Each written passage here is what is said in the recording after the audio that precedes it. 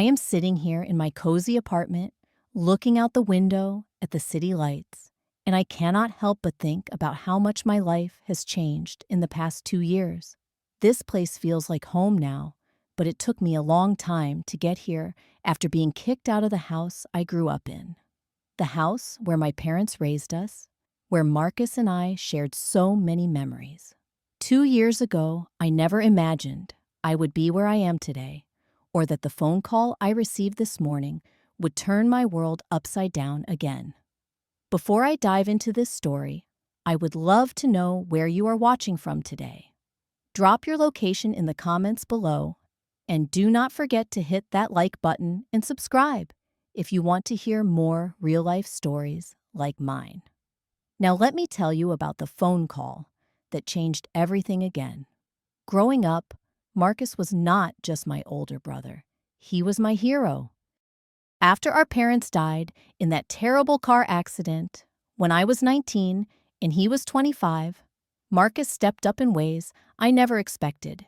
He could have easily sold our family home and gone his separate way, but instead, he became both brother and guardian, making sure I had a stable place to finish college and start my adult life. For 3 beautiful years, we lived together in that old Victorian house on Maple Street, the same house where Mom used to make Sunday pancakes and Dad would read us bedtime stories. Marcus worked long hours at Henderson Construction Company, coming home covered in sawdust and paint, but he always made time for our evening dinners.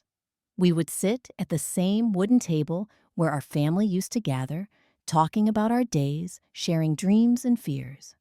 I remember how proud Marcus was when I got accepted into State University for my business administration degree. He insisted on driving me to campus every morning before work, even though it meant leaving 30 minutes earlier. We had our routines, our inside jokes, our quiet moments, watching old movies on Friday nights.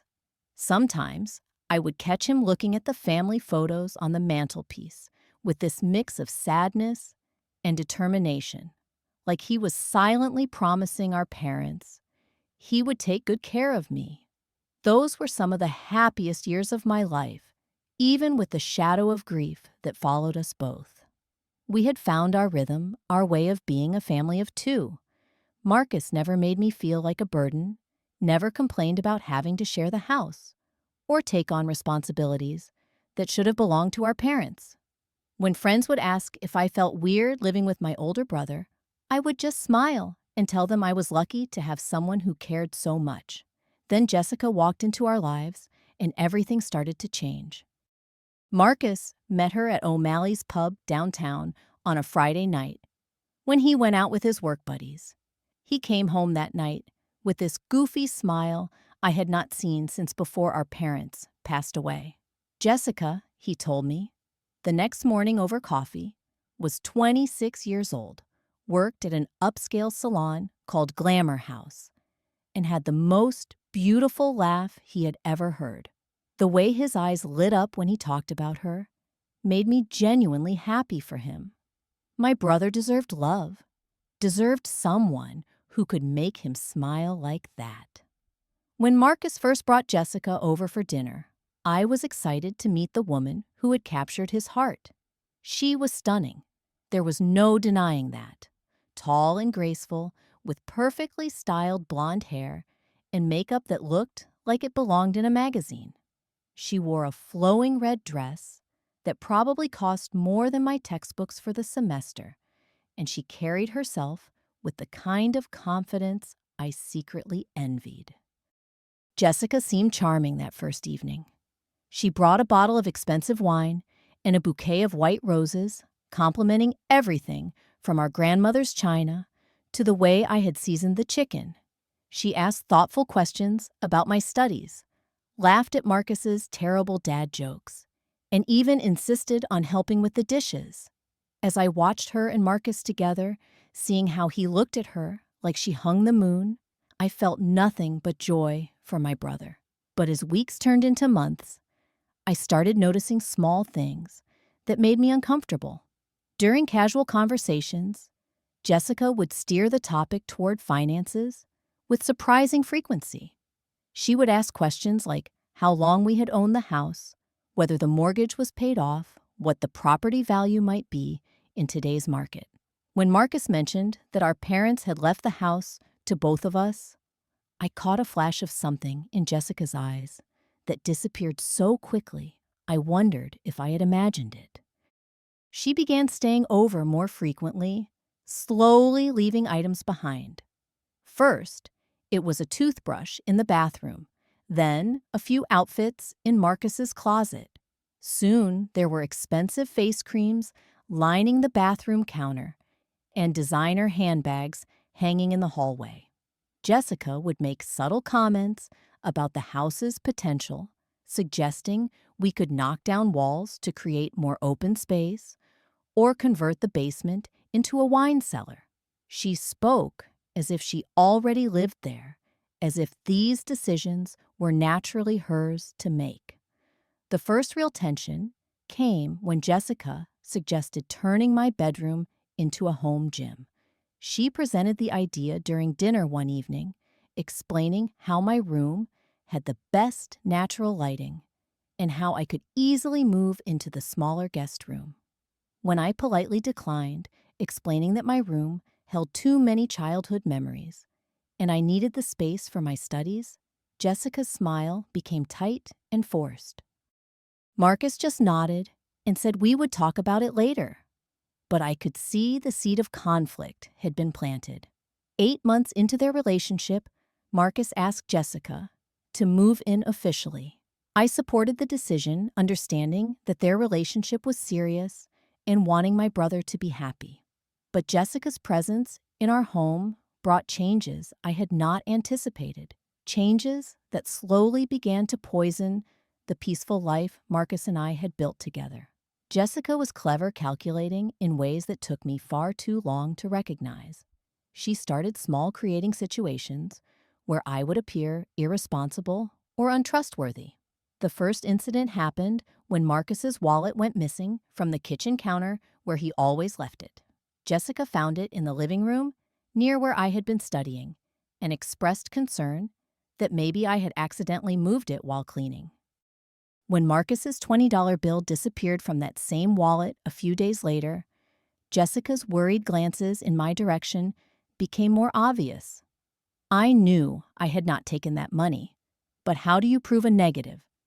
How do you defend yourself against implications and suggestions? Rather than direct accusations, Jessica was too smart to accuse me outright. Instead, she would mention how stressed she felt about keeping her purse in the common areas, or how she had started locking her car because valuable things seemed to go missing around the neighborhood lately. The most devastating incident came when Jessica claimed I had threatened her. She told Marcus with tears in her eyes that I had cornered her in the kitchen and told her she did not belong in our family home. According to Jessica, I had used language that made her feel unsafe and unwelcome. The truth was that our only interaction that day had been a polite good morning when I grabbed coffee before heading to my morning classes. But Marcus believed her. Standing in our living room, the same room where he used to help me with homework and where we had grieved our parents together, my brother looked at me with disappointment and confusion. Jessica stood behind him, her hand on his shoulder in a gesture of support, while crocodile tears slipped down her cheeks. I tried to explain, tried to tell my brother that none of it was true, but my words sounded weak and defensive, even to my own ears. That night, Marcus asked me to start paying rent. $300 a month, he said, to help with household expenses and to teach me about responsibility. It was the first time in our entire lives that money had come between us. I had never paid rent because the house was ours, our inheritance, our shared home. But suddenly, I was a tenant in my own childhood bedroom, and the shift in our relationship felt like a physical blow. I took on a part-time job at the campus bookstore, working 20 hours a week between my full course load. The money was barely enough to cover the rent, Marcus was now charging, but I paid it faithfully every month, hoping to prove that I was responsible and trustworthy. Jessica would smile sweetly when I handed Marcus the cash, thanking me for being so mature about the new arrangement. Meanwhile, Jessica continued her subtle campaign to isolate me from my brother. She would plan romantic dinners on nights when Marcus and I traditionally watched movies together. She organized weekend trips that were exclusively for couples, making it clear that third wheels were not welcome. When I would try to have conversations with Marcus about anything meaningful, Jessica would interrupt with questions about wedding planning or mentions of their future together. The distance between Marcus and me grew wider each week. Our easy conversations became stilted and uncomfortable. Our shared meals turned into rushed affairs where Jessica dominated the conversation with talk of her work at the salon or complaints about difficult clients. The brother who had once been my closest friend and strongest supporter began to feel like a stranger living in our childhood home. Then came the engagement ring incident that would change everything forever.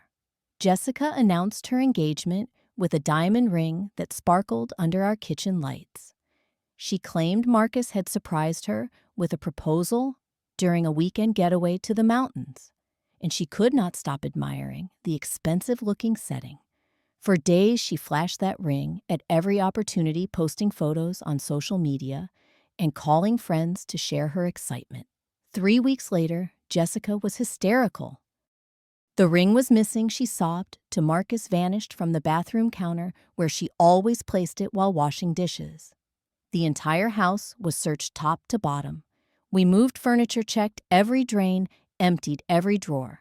Jessica was inconsolable, crying about how the ring represented their love and how she could not bear the thought of losing something so precious. 2 days into the search, Jessica claimed she found the ring in my purse. I was coming home from my evening shift at the bookstore when I found Marcus and Jessica waiting for me in the living room. Jessica held up the engagement ring with trembling hands, her face blotchy from crying. My purse sat open on the coffee table, its contents spilled across the wooden surface. They had gone through my personal belongings while I was at work. The accusation hit me like a physical slap. I stared at that ring glittering under the lamplight, knowing with absolute certainty that I had never seen it before finding it on Jessica's finger. I had never touched it, never moved it, never had any reason to take it. But there it was, supposedly discovered in the inner pocket of my purse, where I kept my most important items. Marcus's face was a mixture of disappointment and anger that I will never forget. This was my brother, the person who had comforted me through nightmares after our parents died, who had cheered at my high school graduation, who had promised to always be there for me. But as he looked at me that evening, I saw that his trust in me had been completely shattered. I tried to explain, my voice growing more desperate with each word. I begged him to consider that someone else might have planted the ring, that Jessica herself could have placed it there. But suggesting that his fiancé might have framed me only made Marcus angrier. How could I make such terrible accusations against the woman he loved? How could I be so cruel and manipulative when all Jessica had ever done was try to include me in their lives? Jessica, for her part, played the role of the generous victim perfectly. She did not want to press charges, she said through her tears. She just wanted to understand why I would do something so hurtful. She spoke about how she had tried to be a sister to me, how she had defended me to her friends, who thought it was weird that a 22-year-old still lived with her brother. All she wanted was for our family to heal from this betrayal. The final blow came 6 months later when Jessica announced she was pregnant. She glowed with happiness as she shared the news over breakfast, explaining how she and Marcus had been trying for a baby and how excited they were to start their family.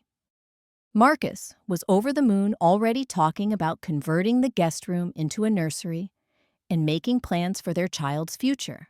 But Jessica's pregnancy came with new demands that would ultimately destroy what remained of my relationship with my brother. She needed a calm, stress-free environment for the baby, she explained. The house needed to be a sanctuary where she could focus on her health and prepare for motherhood. Unfortunately, my continued presence was creating tension that could not be good for the developing child. Jessica had been documenting what she called my erratic and aggressive behavior. There was the time I had supposedly slammed cabinet doors during an argument that I did not remember having.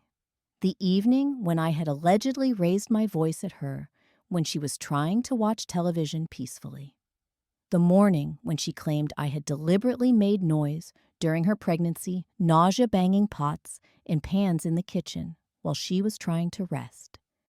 None of these incidents had happened the way Jessica described them, but she had Marcus convinced that I was becoming increasingly hostile toward his growing family. She painted a picture of a jealous, unstable young woman who could not accept that her brother's loyalties had shifted to his wife and future child.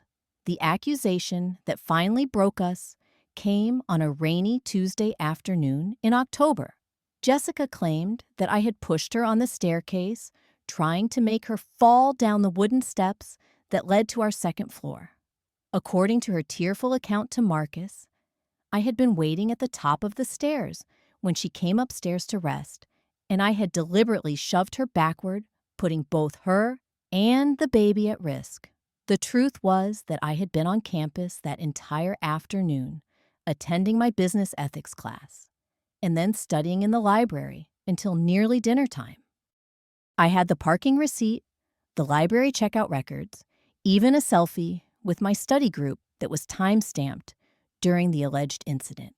But Jessica insisted that I must have snuck back to the house during my supposed study session.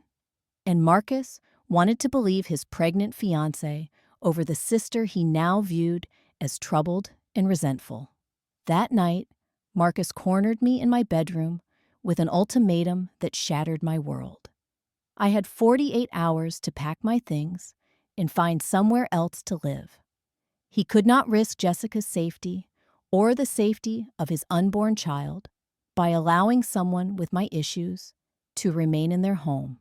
The house that our parents had left to both of us was no longer my home because Jessica needed to feel secure during her pregnancy.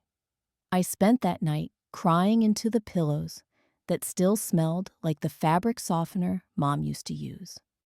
I begged Marcus to reconsider reminding him of everything we had been through together, everything our parents would have wanted for us.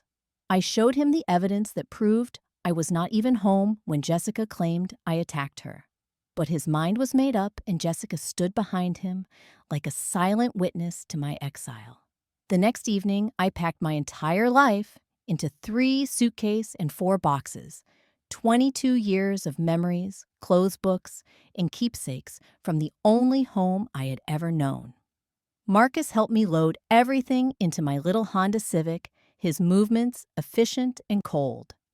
Jessica watched from the front window, one hand resting on her growing belly, her expression unreadable, as I drove away from Maple Street for what I thought might be the last time I caught sight of Marcus in my rearview mirror. He stood in our driveway, hands in his pockets, watching me leave the family home we had shared for so many years. Part of me hoped he would run after my car, tell me he had made a mistake, beg me to come back home. But he just stood there until I turned the corner and could not see him anymore. I spent the next 2 years rebuilding my life from nothing. The tiny apartment I could afford was a far cry from our spacious family home, but it was mine.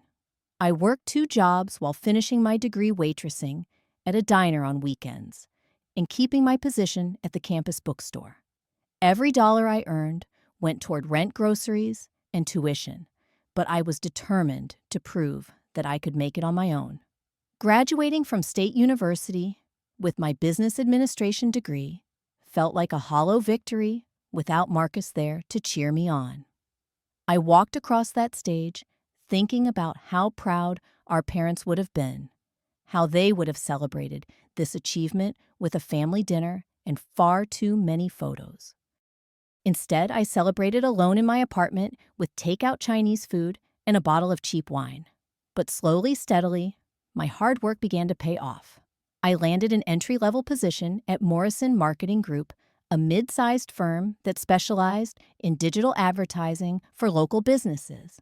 The pay was modest, but it was honest work that used my education and gave me hope for the future. Within 6 months, I had proven myself valuable enough to earn a promotion to account coordinator. And by my first anniversary, I was managing my own client portfolio. 18 months after leaving Maple Street, I had saved enough money to put a down payment on a small but beautiful apartment in the Arts District downtown. It had exposed brick walls, large windows that filled the space with natural light, and a kitchen where I could finally cook real meals again. For the first time since our parents died, I felt truly independent and proud of what I had accomplished entirely on my own merit. This morning, exactly 2 years and 3 months since I left Maple Street, my phone rang with a number I recognized but had not seen in all that time. Marcus's name appeared on my screen, and for a moment, I just stared at it, wondering if I was dreaming. My finger hovered over the decline button, but something made me answer. Marcus's voice sounded like it belonged to a much older man, rough and broken in ways I had never heard before. He said my name like a question, like he was not sure I would want to talk to him. When I confirmed it was me, there was a long pause, filled with nothing but his ragged breathing.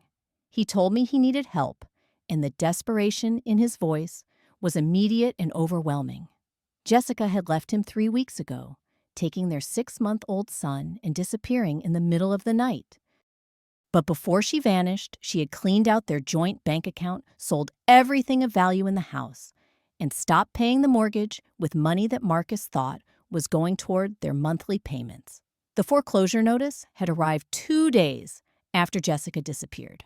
Marcus discovered that she had been pocketing the mortgage payments for months, letting the bank account accumulate late fees and penalties while she planned her escape. The house, our childhood home, was going to be seized by the bank in 30 days unless Marcus could come up with $12,000 in past due payments.